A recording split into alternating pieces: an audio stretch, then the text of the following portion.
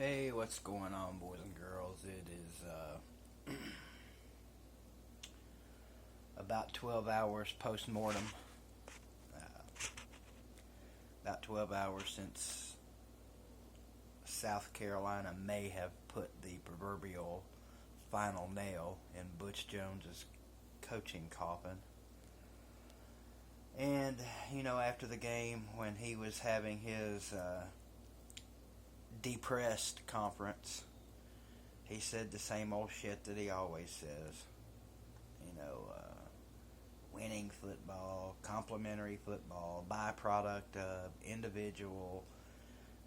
It's the same old regurgitated shit. And whether he turns this shit around this year or not, I will never enjoy hearing him speak ever about anything. He could be talking about the price of tomatoes in Guatemala and it would piss me off, or just nails on a chalkboard. Granted, I know that has nothing to do with coaching or anything like that, but it is what it is. Just like today's performance. Congrats, South Carolina, all you kids. You guys fought your ass off, and you won the ball game. You guys looked as much like ass in the first half as we did in the second half. Although I'm pretty sure you had more than minus 7 yards going into your final drive of the first half. If you put the second half of the UMass game together with the second half of this game, Tennessee has less than 60 yards. Actually, less than 50. The last 1 minute drill drive, they reeled off 70 some yards to get down to the to the goal line. But anyway, congrats, Carolina fans. You guys are having a better season than I think most people thought. Jake Bentley is the real deal. Jarrett Garantano, he looked pretty good in the first half. And in the second half, of course, we got shut down. And the kid had no time to breathe back there. And he made some critical mistakes. He took a couple of sacks when he should have thrown the ball away. And one play, he ran out of bounds when he should have thrown the ball away. But he's in a pressure cooker out there. He knows he's got another quarterback right on his heels, regardless of what the coach may or may not have told him this week. You know that Dormady is right there on his heels and probably playing just as good in practice. I honestly don't think the move to put him in had anything to do with him performing better in practice, even though I'm not there. I just think it was a desperation move and a move to try and generate something on offense. And Butch Jones said as much in his own disgustingly awful way. A lot of fans come on here after a Tennessee loss expecting some either hilarious or devastating reaction from me, and I am just out. I'm out of those type of reactions, and that's sad.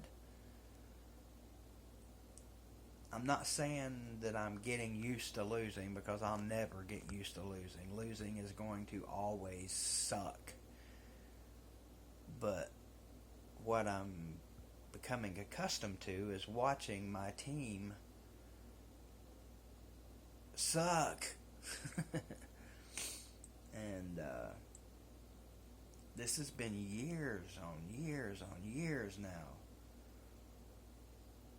And my God, is it ever going to end? I know football, just like a lot of other things, is cyclical, and we will be good again one day. But I'm genuinely starting to wonder if we're going to ever be good again while I'm alive. I don't know if, I don't know if a new coach would be the answer or not at this point. I definitely don't think Larry Scott is in his element. I think he's above his pay grade right now. Maybe wrong. I don't know. It just doesn't look like he knows what he's doing either. And that's, Butch Jones, instead of going out there and trying to find a reputable, proven offensive coordinator, he promotes Larry Scott. I just don't get some of the shit the man does. And I don't know.